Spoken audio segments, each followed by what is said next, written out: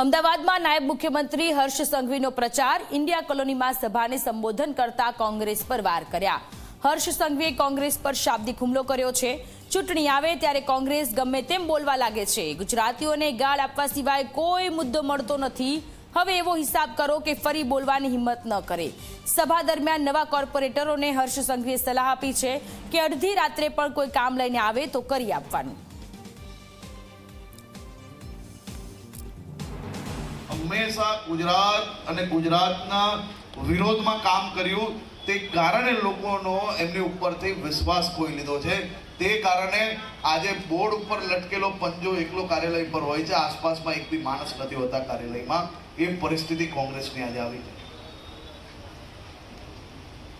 આખા ગુજરાતમાં આ બે પાર્ટી ભેગી થાય ને તોય પૂરેપૂરા ઉમેદવાર નથી મળતા, એવી પરિસ્થિતિ છે। કારણ કે ગુજરાતના લોકો આ વખતે પૂરેપૂરા હિસાબ કરવાના છે।